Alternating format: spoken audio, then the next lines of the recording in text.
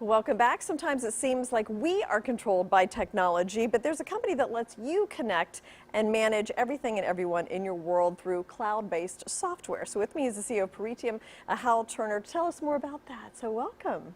Thank you, Great Jane. to have you here. It's great to be here. Thank you. Let's start with your company connecting every person and everything. So kind of explain how you're doing that. Well, it's a bold aspiration for sure. But what we find is that in the world of everything being connected, from lights, heat, air conditioning, IoT is what it's referred to, you have to have management systems and networks that allow the application and the communication to be controlled. So that's what we do. And we've developed software in the cloud that takes advantage of all of the networks throughout the world, wireless networks and others, and forms it together into a single network and makes communication happen. How would this then affect the consumer, the person who lives in a smart city or has a home where everything's connected? You know, they're in their car and they can turn on their lights before they get home and so forth. How will they see things change because of your software and just technology in general? They'll see things change from an economic standpoint because the cloud makes it far more inexpensive. And that's a big deal, particularly when you are looking at diverse populations in cities. And in many of the smart cities, they're in emerging countries, and this is a really good thing to be able to bring affordable communications. So open networks and open applications drive more users, which drive prices down. But from a convenience standpoint, always connected, always able to control what you see and hear. If you think about mobile services over the life of development, you can really make the case that mobile services took you out of the office and gave you the freedom to live and work wherever you wish. We now believe that mobility and connectivity will change how you live through the applications, through the experiences, through the things that you see and enjoy. So whether it's streaming media, whether it's favorite music, whether it is your favorite stock symbol that you want to know, you will always be connected through these networks that our software drives. Okay, so one of the big questions about this is security. Yes. And if, you know, what if somebody hacks the system and is that going to cause, you know, everybody to lose power or cars to crash? Or, I mean, how do you plan for that? Well, you plan for the worst. Okay, I mean, you have to, right? You do. Yeah. And we're very fortunate that some of our larger customers like Vodafone or Proximus in Belgium, or even Telenet in Europe, all have high standards driven by the EU and GDPR in terms of privacy and security. But we also support blockchain. We support a number of security services that make mobile payments more efficient.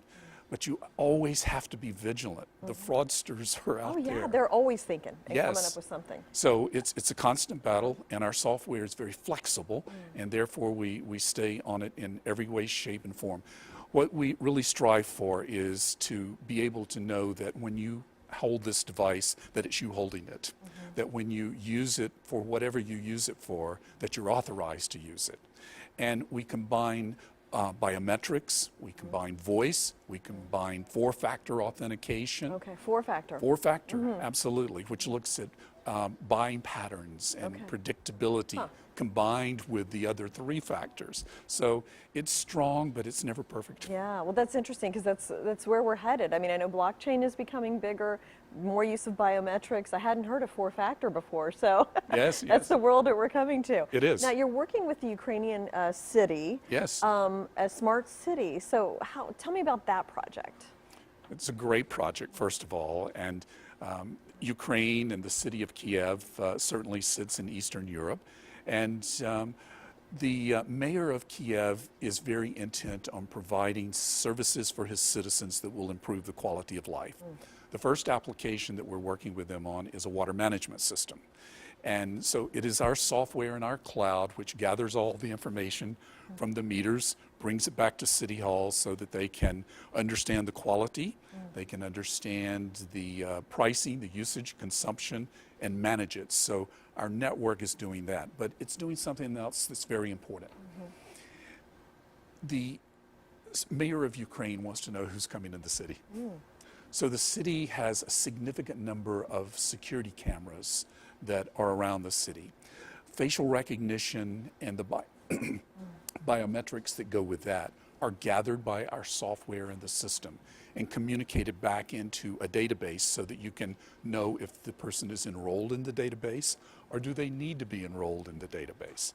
So it's a very important level to understand the comings and goings of the citizens. What do you see in the future for Pareteum and also just IoT and technology in general?